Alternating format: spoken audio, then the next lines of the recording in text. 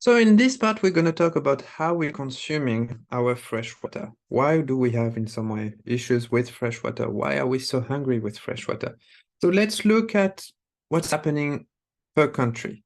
And so it's not surprising that the highest economy tend to be the one consuming the most water, but it can be surprising to see how different it can be between countries, which unfortunately we, the US, tend to be we are the most consuming water country in the world with almost 550 liters of water per day. And of course, for now, when I'm telling you that, it doesn't mean anything, I suppose, in terms of how much does it represent, because it's just a number.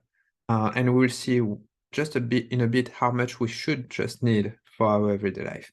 Australia is following up, which is in fact a country also dealing with warmer temperature, arid climate, followed by Italy, Japan. But we see that most of the most developed countries tend to be the one consuming the most fresh water, followed by the less developed countries that tend to be the one dealing with less consumption.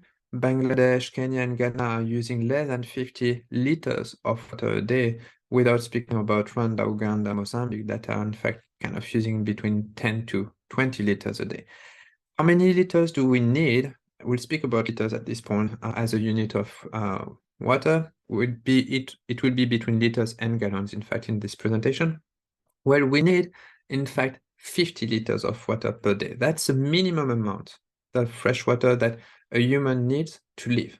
Think about those countries. They barely, they have a third of these 50 liters of water per day. So lots of countries, a lot of population in our planet live without enough access to fresh water to live.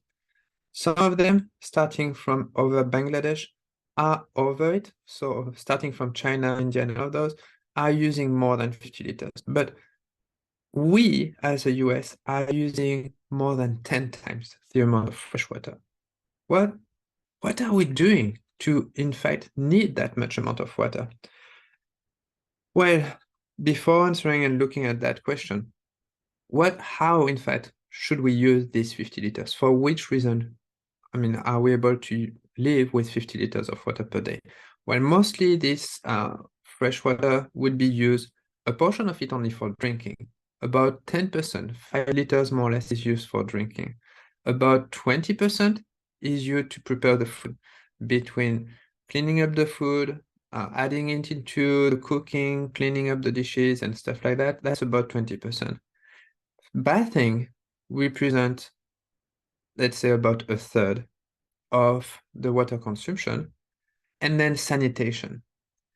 This is representing a big portion, 25%, about at least of our of water access, in fact. And so if we're looking at this graph, restrooms are toilets taking 25% of our water consumption. Because every time we go to a restroom, well, we flush the toilet, and this consumes a lot of water. So there might be some way to save some water from this side. But it's interesting that the main consumption of water in our everyday life is in fact going to the restroom, going to toilets. And this has a big impact on our consumption. And that's I could, of course, usually in this lecture, I'm kind of checking how long would be your shower and make you feeling responsible for taking long showers. You see that showers take about 20%. Of course, we can make that better. We can take shorter showers, use less water. We can make sure that we're dealing with leaks, avoiding any leaks to happen, because that's representing 12%. But toilets still, representing 25%. And so this is a big water consumption. So this is per individual. If we're looking at the US as a state, we'll see that there is also a difference in between where you are in the US.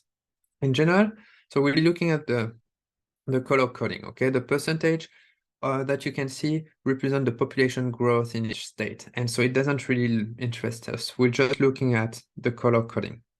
So that means that a light green, mostly yellowish, means a small water consumption. As you go to green, you're consuming quite a lot, and blue, you're consuming a lot of water, okay? We can see that, in fact, the east side of the US tend to consume limited amount of water, not that much. I mean, it's still now we're not in liters, we're in gallons, okay? So 0 to 75, let's say about 100 gallons per day. If you multiply that by about 4, that's about 400 liters per day. So it's still way above the 50 liters per day that we need. But if we're moving toward the west side of the US, you see that over there, California included, but mostly all the Rocky Mountains and those regions that tend to be arid, definitely use more water, up to 150, 200 liters, 200 gallons. So that's between 600 and 800 liters of gallons every day. Needed because I suppose with the arid climate, well, people are consuming more water. And so there is definitely a relationship between the climates where we do have more precipitation, cooler temperature on the eastern side than on the western side where there is less precipitation available and a more arid type of climate in general. So that kind of explains our consumption per person. Okay, this is looking at residential, individual, domestic use of water. If we're looking at, I mean, this is only one portion of the water we consume. If we're looking at the US and its consumption of water, well, like the world in itself, the freshwater mostly is not used for domestic, but it's mostly used for agriculture. Remember that 70% of the fresh water that we're using in the world, including the US, 70% go for agriculture. Then power plants, manufacturing, and then domestic. So we are still kind of, the lower reason of consuming water. Agriculture is the middle one that could potentially make some changes to reduce our food water impact. And we see, unfortunately, that there is an increase. I mean, the consumption of fresh water in the agriculture is managed by irrigation. And because of our intensive way of growing crops, we're in fact increasing our need of irrigation. That has increased linearly for the last 50 years everywhere in the world, slightly less in the developed countries. So we are trying to be using more efficient systems such as the dripping line system. But in general, the irrigation need for agriculture has been increasing, meaning that we are consuming more and more water. This is for direct consumption of water.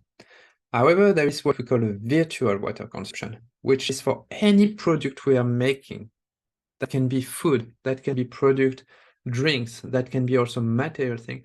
Like any product, we are consuming water.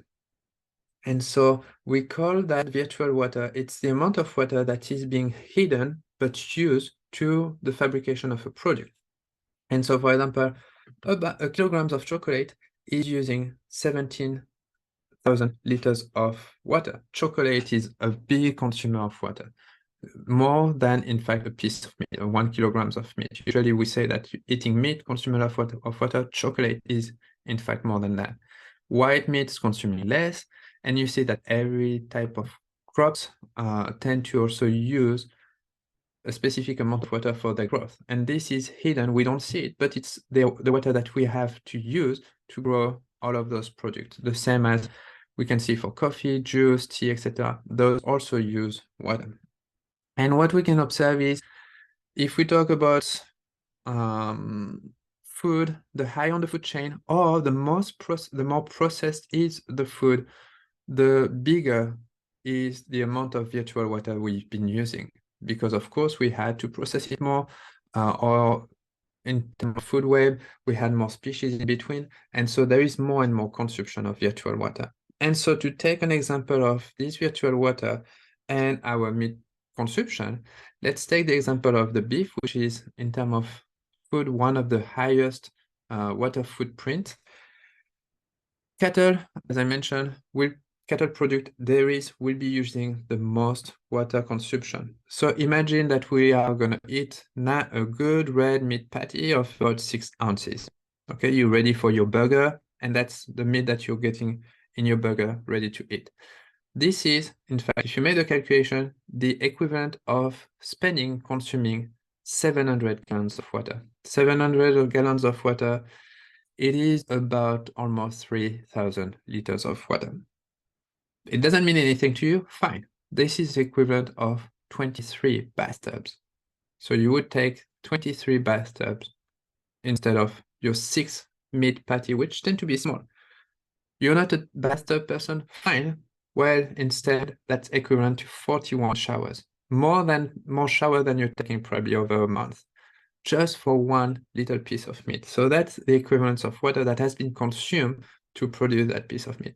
And that's how our diet, our change of diet or our adaptation of diet is probably one of the most important one to consider when we think about being more sustainable in the future, because it has impact on the water we're consuming, has impact on the greenhouse gases we're consuming, the land that we're consuming. I mean, we have already talked about agriculture, we talked about ecological footprint, virtual water now. You see that diet is definitely one of the most essential impact that can make a change.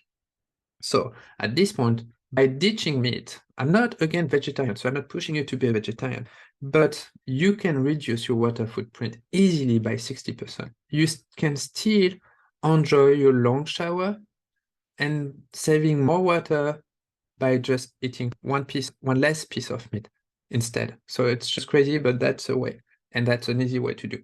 Right, with that, we are done with video number 2, and I invite you to see me in video number 3 to look at the impact on the environment of our water consumption. See you in just a bit.